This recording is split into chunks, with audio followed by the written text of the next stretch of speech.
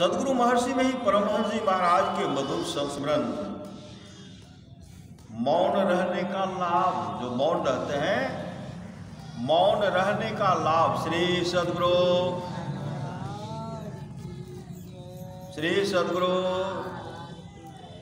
मौन रहने का लाभ।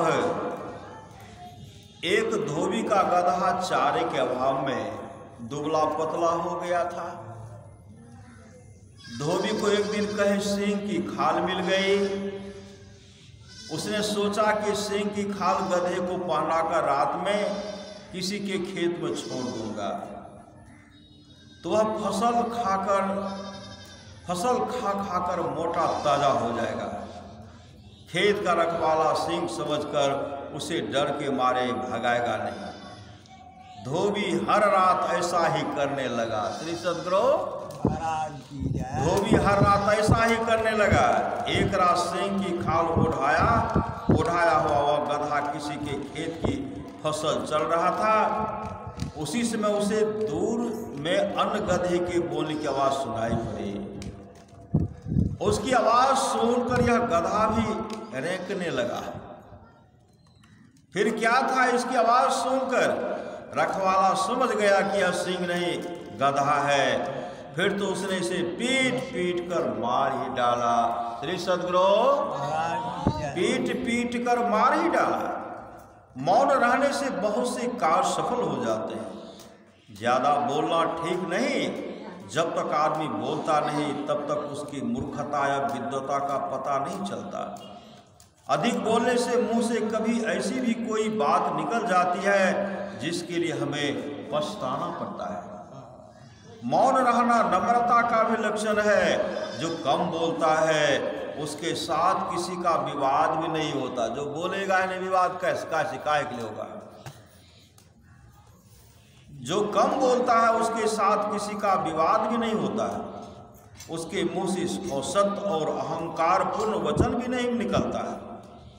अधिक बोलने से शक्ति का ह्रास होता है और मन भी चंचल हो उठता है।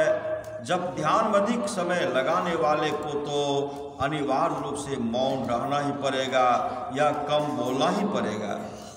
अधिक बोलने वाले की नहीं, कम बोलने वाले की समाज में प्रशंसा होती है। एक दिन गुरुदेव के पास कुछ लोग बैठे हुए थे।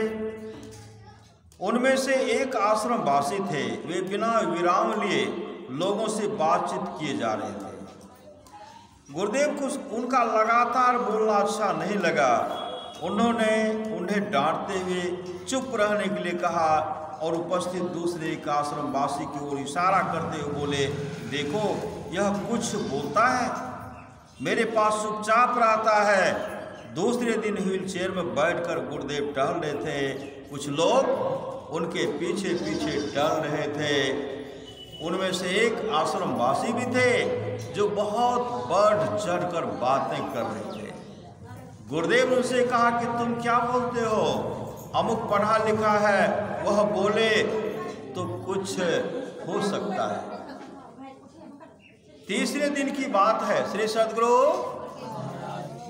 तीसरे दिन की बात है।